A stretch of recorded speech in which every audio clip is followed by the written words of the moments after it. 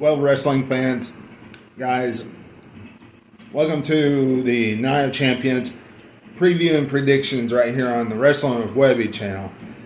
And let me tell you,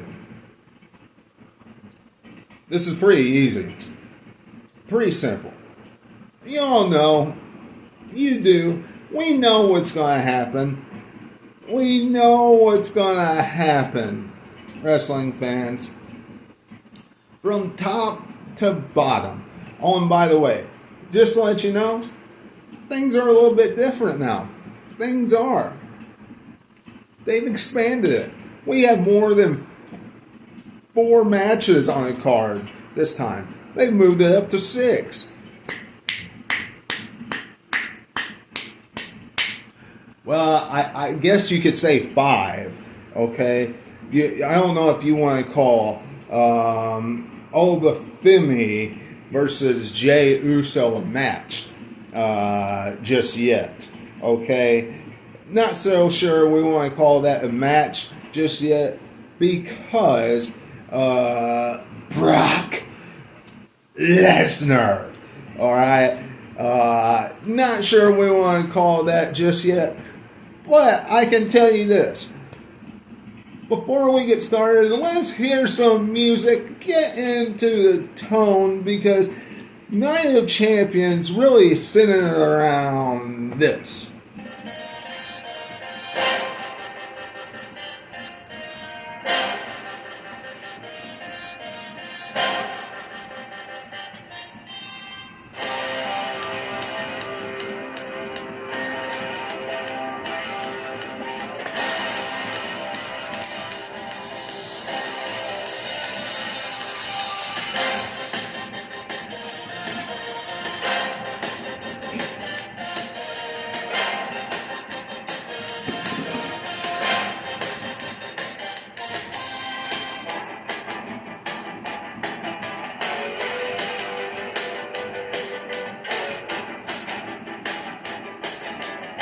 Alright, that's enough of that.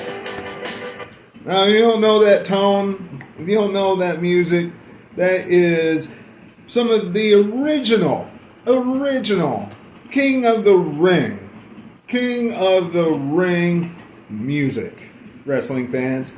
And let me tell you, that ultimately is what Night of Champions is about.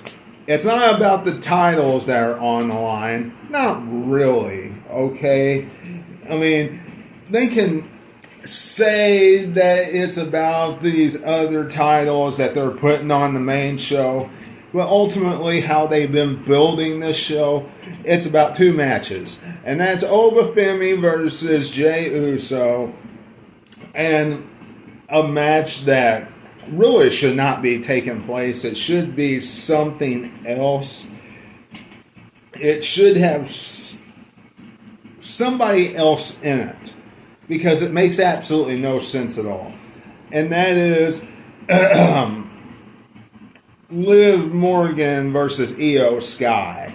Liv Morgan should be defending her title. I think we all agree on that one. But just get us in the mode with this preview and predictions with a little bit of that music. Anyway, wrestling fans, hey, look, really five matches on the card, which is 1 more than usual than what WWE gives us. And I think we can all say that now because Brock Lesnar did not show up on Raw this week at the Go Home show. And WWE finally did not tease Brock Lesnar showing up whatsoever, which I had a feeling they weren't going to, because he was facing Jey Uso. And since he was facing Jey Uso, he was going to tease Roman Reigns and the Bloodline instead. Femi was. So I'm glad they didn't do that. I don't know about you wrestling fans, But I'm glad they kind of stayed away from Brock Lesnar completely. He's already done it 3 times. I mean, that kind of settles that down a little bit. And now, Paul Heyman and Brock Lesnar can strike this Saturday, which we all know is going to happen. Paul Heyman and Brock Lesnar is going to cost Obafemi the King of the Ring matchup, and Jey Uso is going to go to SummerSlam. WWE Wrestling 101. But I can tell you one thing, wrestling fans. At the start of Raw, okay, when Jey Uso and Obafemi was out there, okay, and I'm not giving a Raw review right now, but this is the only thing that has built up to this matchup, okay, the only thing that has. When Obafemi said, you take your bullets and you take your shoot and you give it back to your cousin, aka Roman Reigns, because he's the only family member that I care about, and it's going to be a good contest. It's going to be one, I hope, and I think we're all hoping that we are not going to see just some 2-minute match where it starts and then Brock Lesnar interferes. I hope it's actually a back and forth one for a change, because we really haven't seen that from Obafemi yet. And I think Jey Uso would be a good person to have that from, okay, because Jey Uso isn't one of those jobbers. And the only person that he hasn't faced, or that he has faced so far, that hasn't been a jobber, so to speak, that WWE has put him up against, hate saying it, at least on the main roster, is Brock Lesnar. So we'll wait and see how this turns out on Saturday. But we'll see if they roll it back on Saturday and have Jey Uso become King Uso. Anyway, guys, moving on with Night of Champions, and have Io Sky versus Liv Morgan. Is there any reason or any way, any purpose or anything to even discuss about this matchup? Liv Morgan shouldn't even be in this match. There's no reason for her to be in this match. She should be defending her title. She's a champion trying to win the queen, ring of the tournament, when the purpose of this contest is, one, to determine who is the best competitor in all of WWE, and two, to determine who will move on to face a champion. And even though, I know I'm a fan of Liv Morgan, she has not defended her strap since she captured the gold back at WrestleMania. Not one time. Not one single time has she defended that title since she captured the gold. So that should tell everybody something. That should tell the entire creative team something. That should tell every single person in the WWE something. That should tell all the fans something. That she's using that thing as a prop. She's using that, and they don't have anything for her either. So, unfortunately, the quicker they take that title off of her, the better, and put it on someone that can benefit for holding the title. And no, I'm not talking about going backwards and putting it on Stephanie Volker either. I'm not. Put it on somebody that will benefit from it. Because Stephanie Volker, yeah, look, been there, done that. I know I just made some of you all salty. Oh well, don't care.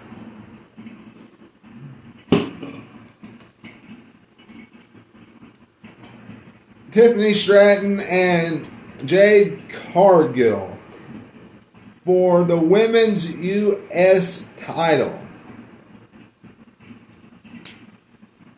Another one of those matches that, hey, look, Tiffany Stratton has not been doing all that much. Not really. I think a lot of us would agree with that. Jade Cargill, clearly, down in the hill. One of those things, you go from the top, and there's only one place you can go once you've had that top crown, and that's down. And that's exactly where Jade Cargill has went. She had the top gold. She had the women's WWE title. And what'd she do? She lost it, and look where she's at now. She's going after the women's U.S. title. Tiffany Stratton, I'm going with her winning in this matchup. Would it surprise me if Jade Cargill went over? No, but I'm going to go with Tiffany Stratton winning. Cody Rhodes, Gunther, and Sami Zayn collide for the WWE title. You know, it'll probably be Cody Rhodes, more than likely be Cody Rhodes, because what are they going to do? Have Sami Zayn or have Gunther go into SummerSlam as the champion? No. Now, could they put the title on Sami Zayn or Gunther and have a little flip-flop with it and do something cool for Saturday night's main event? Could they do something like that? Put the belt on Sami Zayn, switch the title, have him carry it for a little bit till Saturday night's main event in July? Could they do something like that? Who cares? It's not going to change the ratings that much anyway. It's not. We all should know that. Gunther having the title, it wouldn't change the ratings that much either. Quite frankly, it would help Gunther. It would, because Gunther's been made to look like straight up garbage coming out of WrestleMania anyway. He has. We would agree with that, wrestling fans. And really, if you look at SmackDown, outside of it going to 2 hours, it really needs a shake up. It needs something different. It does. And Cody Rhodes continuing to just be the champion and hold the gold is doing absolutely nothing. Even if you are a Cody fan, you cannot disagree with that. Because he comes out and he does the same thing every single week. And every feud is the exact same. Every feud is the same. It is rinse and repeat with, whoa, everyone. And finally, really the blow-off feud in this whole pay-per-view, and it is the blow-off feud because Obafemi's not going to SummerSlam to face Roman Reigns. He's not doing it. He's not doing it because they're not going to waste that matchup at SummerSlam. I don't see it. So the blow-off feud is Seth Rollins versus Braun Breaker, so Seth Rollins can go to SummerSlam to face Roman Reigns. And the question is Seth Rollins going to beat Braun Breaker inside the steel cage?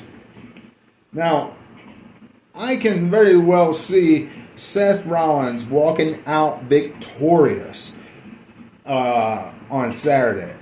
On the other hand, if you've been watching commercials and things like that, Big Bronson Reed has been showing up on commercials and for WWE now and ads for WWE now, which means he is either cleared to compete or starting to get cleared to compete. And clearly, when WWE has you at least cleared, when they have you cleared to compete or almost cleared to compete, aka Logan Paul, they get you involved. So it would not surprise me if Saturday we saw Big Bronson Reed show up. And if Big Bronson Reed shows up, Seth Rollins loses that steel cage matchup.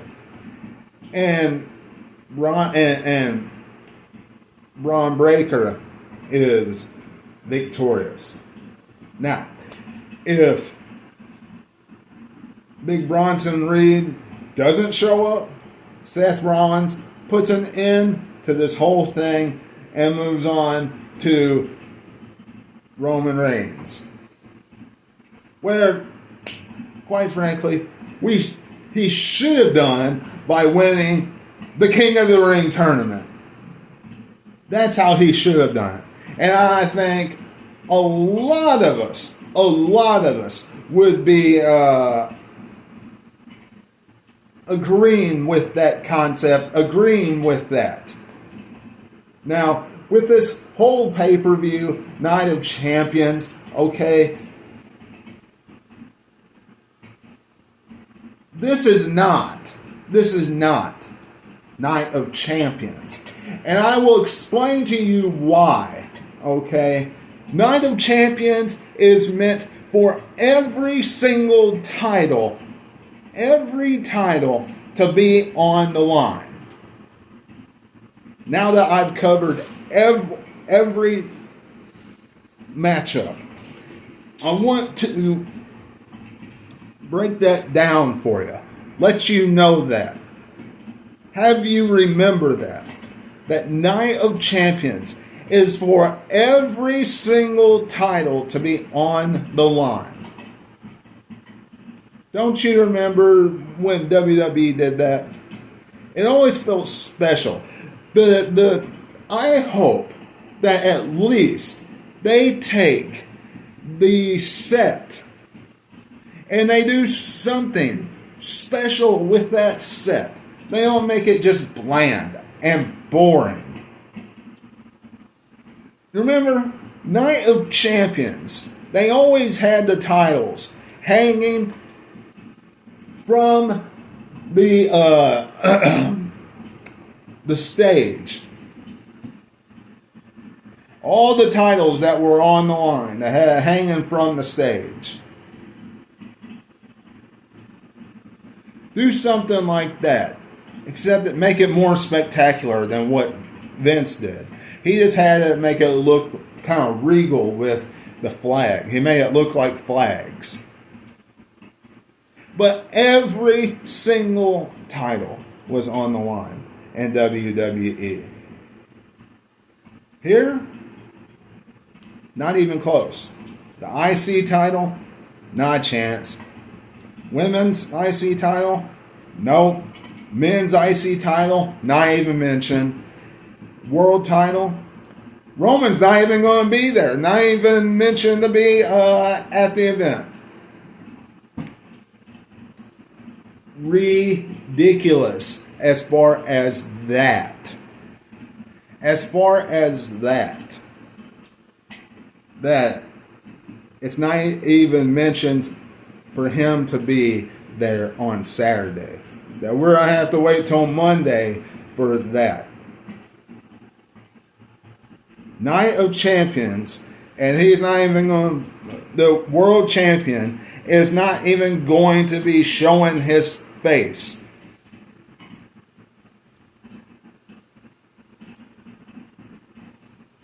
There's something wrong with that. I think a lot of us would agree with that concept, WWE wrestling.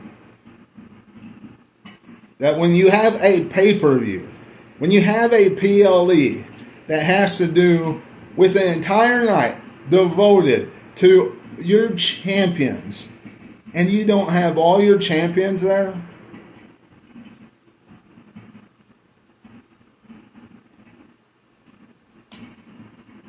something wrong there. And by the way, one more thing. These things that you put on,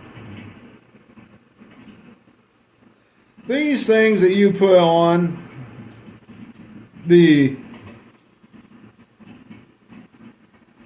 ESPN,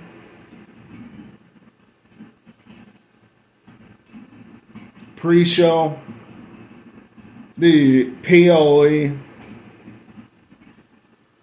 do you not know what you have made? All you've made, WWE, is Sunday Night Heat. The Sunday Night Heat of your old pay-per-views. If you look back at your old Sunday Night Heats, WWE would have a pre-show with commentators talking about it. And they would have 2 to 3 matches during that hour. And they would, wrestling fans, hype up the pay-per-view during the show. During those two matches. And then they would have 6 matches for the pay-per-view. During the Attitude Era, towards the end of it. That is all WWE has done with ESPN. You know what's bad about it? You know what is bad about this? That WWE gives away the best matches 90% of the time on the pre-show. 90% of the time, the pre-show is given the best matches. I think most of us would agree with that. The wrestling fans, y'all let me know what you're thinking in the comments below. Subscribe to the channel today. Hit that bell button. Leave a like, leave a comment, share. and all that kind of stuff that I mention every time I am on here. And of course, until I see you again, this is Webby, and I'll catch all of you on the other side. Talk to you later.